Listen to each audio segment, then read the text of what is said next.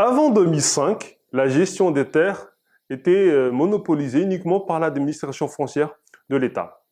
Le problème, c'est que au bout de 40 ans d'indépendance, l'administration foncière avait du mal à répondre aux besoins de sécurisation des droits de propriété, surtout pour la population en milieu rural. Sous l'impulsion de la société civile, la réforme foncière à Madagascar a été mise en place en 2005, qui a conduit à la décentralisation de la gestion foncière au niveau des communes, à la mise en place des guichets fonciers qui gèrent cette décentralisation et à la délivrance des certificats fonciers, un document qui reconnaît formellement les droits fonciers déjà légitimement reconnus au niveau local. Actuellement, on est sur 1 300 000 certificats émis à l'échelle nationale, donc depuis 2005, et près d'un tiers des communes à Madagascar, environ 543 communes, sont dotées de guichets fonciers.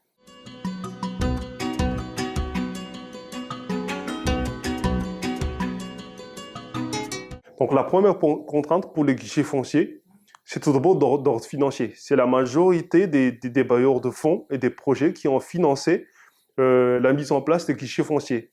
Il y a très peu de communes, 3% uniquement, qui ont financé la création de le guichet foncier. Parce qu'il faut l'acquisition de matériel, il faut former les agents, il faut acheter des outils cartographiques. Et cela, ça coûte cher. Donc ça, c'est la première contrainte. Deuxième contrainte, c'est d'ordre social.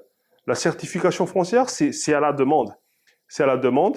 C'est pas obligatoire comme d'autres pays, comme au Rwanda ou en Éthiopie. Donc il est possible que sur une parcelle en indivision, donc il y a les familles qui disent non, tu peux pas le certifier au nom de ton nom parce que ça appartient à la famille, ça appartient à une lignée. Donc ça freine également les activités de certification foncière. Et troisième blocage également de la certification foncière, c'est d'ordre politique. La certification foncière, la décentralisation de la gestion foncière, en fait, c'est un transfert de compétences de l'État central aux communes. Donc, il y a toujours des tensions, des conflits entre les acteurs, donc issus des ministères, des services déconcentrés en charge du foncier, et les porteurs de la réforme et de la décentralisation. Dans les porteurs de la réforme, on a les maires, on a les autorités locales, on a les opérateurs de développement des projets, on a également le milieu de la recherche, la société civile et les organisations paysannes. Donc ce sont ces trois points qui ralentissent la mise en œuvre de la décentralisation et de la mise en place de guichets fonciers à Madagascar.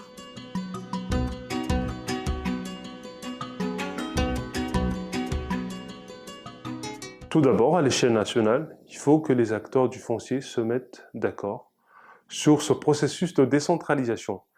Les représentants de l'administration foncière, mais également les représentants des collectivités, discutent entre eux des points de discordance. Deuxième point, c'est plus à l'échelle locale. Il faut que les collectivités mettent en place des dispositifs pour financer les guichets fonciers et ne plus s'appuyer continuellement sur les financements des bailleurs extérieurs. Peut-être à travers la fiscalité foncière ou d'autres ressources d'argent pour la commune.